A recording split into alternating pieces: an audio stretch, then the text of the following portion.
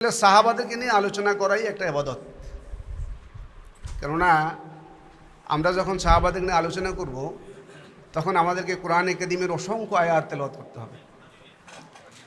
তো কোরআনে কারীমের আয়াত তেলাওয়াত করতে ইবাদত, এবং কোরআনে কারীমের যত গল্প, যত ঘটনা, যত সানা সেফত অধিকাংশই নবী এবং সাহাবাদের শানে অবতীর্ণ হয়েছে।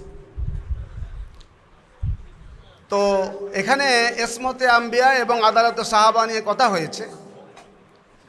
আল্লাহ সুবহানাহু ওয়া তাআলার প্রত্যেকটা কাজেরই কিছু সের মাকসাদ বা অবজেক্টিভ আছে। তো নবীদেরকে মাসুম বানাতে হবে কেন? যেহেতু আল্লাহ তাআলা নবীদেরকে পাঠিয়েছেন তার তাওহীদের দাওয়াত দেওয়ার জন্য মানব জাতির কাছে। তো নবীদেরকে যদি তিনি মাসুম না বানান তাহলে তার দাওয়াত তো আসলে যথাযথভাবে মানুষের কাছে পৌঁছবে না। এটা হলো মূল রহস্য যে কেন নবীরা মাসুম আর সাহাবারা কেন আদেল। আমি মদিনা বিশ্ববিদ্যালয়ের হাদিস ডিপার্টমেন্টে পড়েছি, জরায়েত আদিলের ইমামদের প্রচুর রুয়াতদের যারা পড়েছি, কিন্তু সাহাবাদের ক্ষেত্রে কোনো জরায়েত আদিলের অংশ নাই। কেননা সাহাবী কুল্লু মদুল, যখন সাহাবীর থেকে রেওয়ায়েত আসবে তখন আর সাহাবীর ব্যাপারে যে আর এই কথা আসবে না তিনি সাকা না সাদুক না দায়ীফ, কেননা সকল সাহাবাই আদেল। এবং সাহাবাদের আদালত প্রমাণ করতে হবে কেন? সাহাবাদের আদালত যদি না থাকে তাহলে ইসলাম আমাদের মাঝে সঠিকভাবে বুঝবে না। আমাদের মাঝে আমরা যারা সাধারণ মুমিন আর সাহাবায়ে কেরামের মাঝে মৌলিক তিনটা পার্থক্য আমি বলতে চাই। সেটা হলো, প্রথম পার্থক্য হলো যে সাহাবায়ে কেরামের সময় কোরআনে কারীম নাযিল হয়েছে। সাহাবায়ে কেরামের অনেক প্রশ্নের প্রেক্ষিতে কোরআনে কারীম আয়াত নাযিল হয়েছে। সাহাবায়ে কেরাম রাসূল সাল্লাল্লাহু আলাইহি ওয়াসাল্লামের সোহবত পেয়েছেন, কিন্তু আমরা সেটা পাই নাই। এটা হচ্ছে সাহাবাদের প্রথম মর্যাদা। সাহাবাদের দ্বিতীয় মর্যাদা হলো যে আমাদের মধ্যে কেউ যদি 100 বছরও বেঁচে থাকে, অনেক নেক আমল করে, কিন্তু আমরা কিন্তু জানতে পারি না আমার কোনো আমল কবুল হয়েছে কিনা। আমাদের মধ্যে কেউ জানেন যে আমাদের কোনো আমল কবুল হয়েছে? কেউ জানি না। কিন্তু মরার পরে আমরা জানতে পারবো যে আমাদের কোন আমলটা কবুল হয়েছে, কোনটা কবুল হয় নাই, কোনটা রিয়া মিশ্রিত, কোনটার মধ্যে এখলাস ছিল, কোনটা নাই, তখন জানতে পারবো। কিন্তু সাহাবাদের অনেক আমল ইতিমধ্যে কবুলিয়াতের সার্টিফিকেট দিয়ে দেওয়া হয়েছে। বদরে যারা যুদ্ধ করেছেন তাদের ব্যাপারে কি বলা হয়েছে? লাআল্লাল্লাহ ইত্তালা আলা আহলি বদর ফাআমালু মা শি'তুম। তার মানে আমল কবুল হয়ে গেছে। বেলাল রাদিয়াল্লাহু তাআলা মুয়াজ্জিন রাসূল সাল্লাল্লাহু আলাইহি ওয়াসাল্লাম মেরাজের রাতে জান্নাতের মধ্যে বেলাল রাদিয়াল্লাহু তাআলা আনহুর পায়ের আওয়াজ শুনেছে। মেরাজ থেকে এসে বললেন, বেলাল তুমি কি কাজ করো? আমি তো জান্নাতে তোমার পায়ের আওয়াজ পেয়েছি,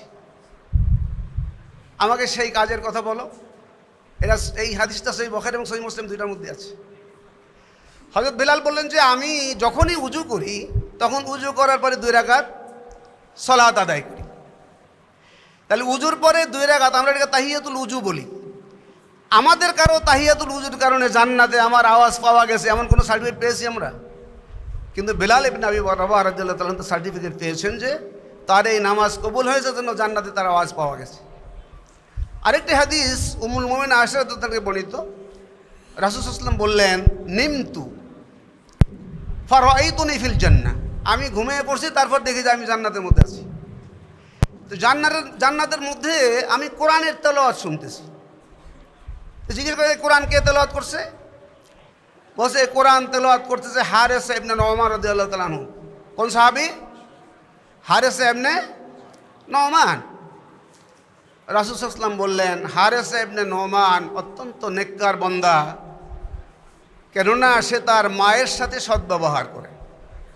তো আমাদের মধ্যে তো অনেকে আছে আমরা বাবা মার সাথে সদ্ব্যবহার করি, আমরা কি রেজাল্ট পেয়েছি? কিন্তু হারেস ইবনে কি হয়েছেন? রেজাল্ট পেয়েছেন। এটা হচ্ছে সাহাবাদের মধ্যে আমাদের পার্থক্য।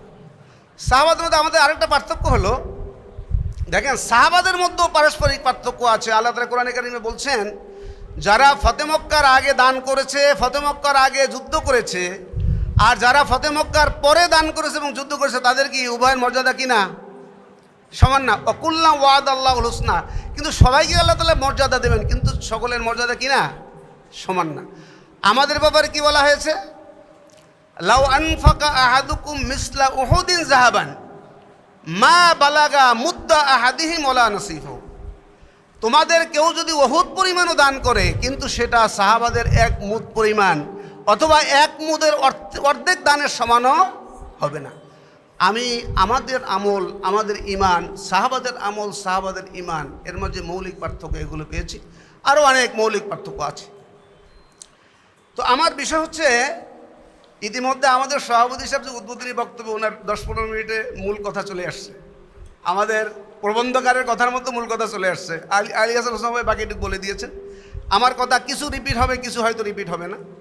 সেটা হলো যে সাহাবায়ে কেরামের সবচেয়ে বড় বিশেষণ হলো যে তারা হচ্ছে, তাদের ব্যাপারে রাসূল সাল্লাল্লাহু আলাইহি ওয়াসাল্লাম বলছেন খায়রুন নাস কারনি, সবচেয়ে উত্তম মানুষ কারা?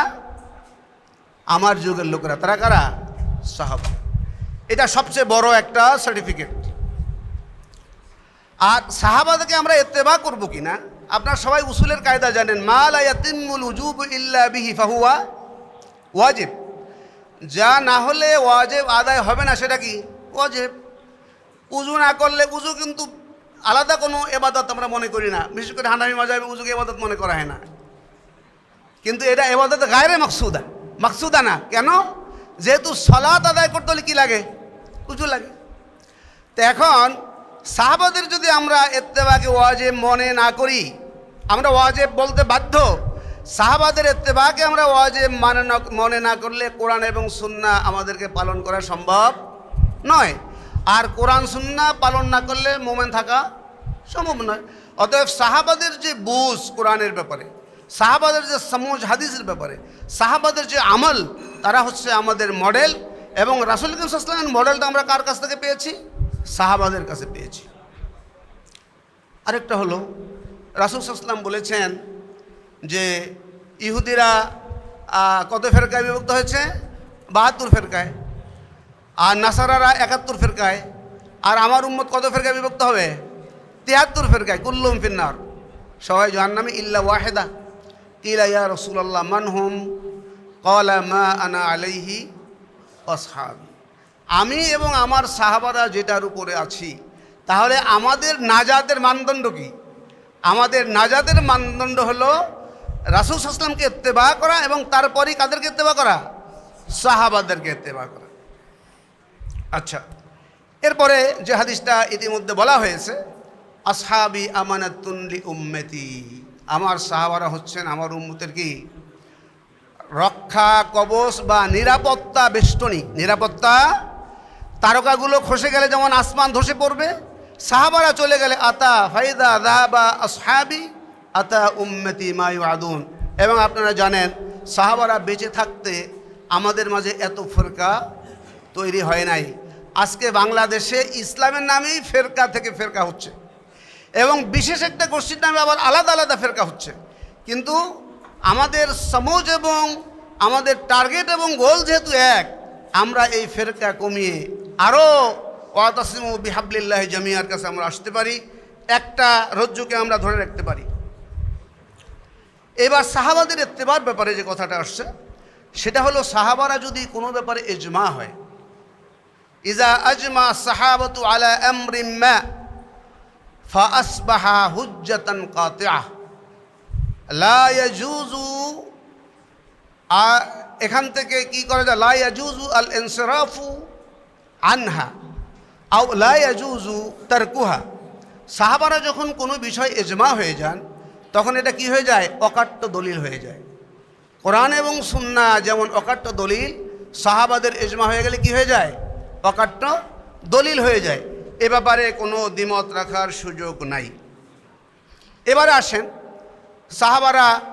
সাহাবাদের ব্যক্তিগত সাহাবার বক্তব্য বা আমল আমাদের জন্য দলিল কিনা। আমরা আজকে যে বিষয়গুলো আলোচনা করছি, ইসমতে আম্বিয়া, আদালতুস সাহাবা, এগুলো নিয়ে আর ডজন না শতে পিএইচডি রিসার্চ হয়েছে। আদালতুস সাহাবা নিয়ে শত পিএইচডি রিসার্চ হয়েছে। কওলুস সাহাবি হুজ্জত কিনা, এটা নিয়ে অন্তত আমার জানা মতে 15 থেকে 20টা পিএইচডি হয়েছে। সাহাবির কথা হুজ্জত কিনা, এটা তো আমি এখানে 5 মিনিটে বলতে পারবো না। সাহাবির কথা হুজ্জত হবে কখন? 3টা শর্ত আছে। সাহাবির কথা আল্লাহ ইয়াকুনা মুখালিফান লিনাসসি সারিহ, কোরআন বা সুন্নাহর স্পষ্ট কোনো বক্তব্যের বিরোধী হবে না সাহাবার বক্তব্য। 2 নম্বর হচ্ছে আল্লাহ ইউখালিফা ইজমা সাহাবা, সাহাবারা যেই বিষয়ে এজমা হয়েছেন এমন কোনো এজমার বিপরীত কোনো বক্তব্য আসতে পারবে না। 3 নম্বর হচ্ছে আল্লা ইউখালিফাহু কওলু সাহাবিয়িন আখার, একই সাহাবীর যে মর্যাদা, আরেকজন সাহাবী এর বিপরীত কথা বলেছেন, তখন আপনার চিন্তা করার সুযোগ আছে আপনি কি এই সাহাবীর কথা নেবেন না ওই সাহাবীর কথা নেবেন। তখন আপনি গবেষণা করে দেখবেন যে কোন সাহাবীর কথা আকরাব ইলা সওয়াব, তখন আপনি সেটা নেবেন। এজন্য সাহাবাদের ইত্তেবা, যেটা আমাদের আগের 2 বক্তা বলেছেন, মেয়ারুল হক যে শব্দটা আসলেও এটা নিয়ে আলোচনা হয়, গবেষণা হয়েছে। সেটা হলো যে হক কিসের মাধ্যমে জানা যাবে? মাসদারুল আসলি লি ইত্তেবাইল হক ওয়া লি মারিফাতিল হক। সত্য জানার জন্য মূল সূত্র হলো ওয়াহি। মূল সূত্র কি? ওয়াহি। এবং নবীরা কেন মাসুম? মা ইয়ানতিকু আনিল হাওয়া ইন হুয়া ইল্লা ওয়াহয়ুহা, যেহেতু তিনি ওয়াহি ছাড়া কোনো কথা বলেন না, এই জন্য নবীরা মাসুম। আল্লাহ তাআলা তাদেরকে গাইড করছেন। সাহাবারা তো নবীর মতো আল্লাহর কথা দ্বারা তারা গাইডেড না। তো এখন আল্লাহ এবং তার রাসূলের জন্য আমাদের যে কি জন্য ফাইন তানাজাতুম ফি শাইইন ফারুদ্দুহু ইলাল্লাহি ওয়া রাসূল, আল্লাহ এবং রাসূলকে আমাদের নিঃশর্ত অনুসরণ করতে হবে। আর সাহাবাদেরকে অনুসরণ করতে হলে আমাদেরকে এই শর্তগুলো মেনে চলতে হবে।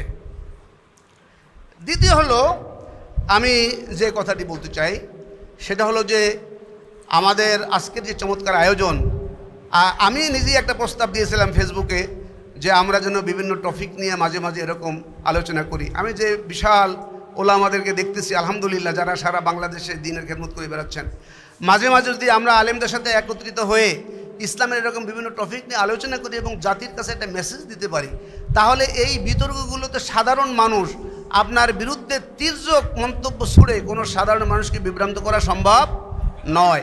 আরেকটি হলো যে আল্লাহ তাআলা কিন্তু মোমেনের ঈমান পরীক্ষার জন্যই শয়তানকে কিয়ামত পর্যন্ত কি দিয়েছেন?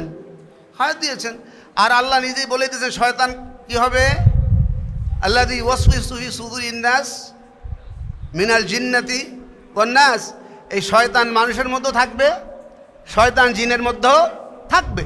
আপনি যত ভালো কাজই করেন না কেন, আপনি তো নবী হতে পারবেন না, আপনি তো সাহাবী হতে পারবেন না, আপনার কাজের মধ্যে কিছু ভুল থাকবে।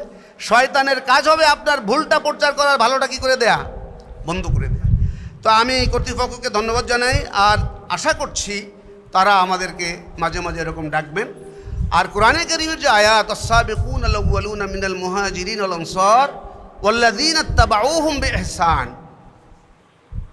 তাহলে এই যে মুহাজির এবং আনসারদেরকে যারা ইত্তেবা করে, তার মানে আমরা, তাদেরকে ইত্তেবা এই আয়াতের দ্বারা ওয়াজিব করা হয়েছে।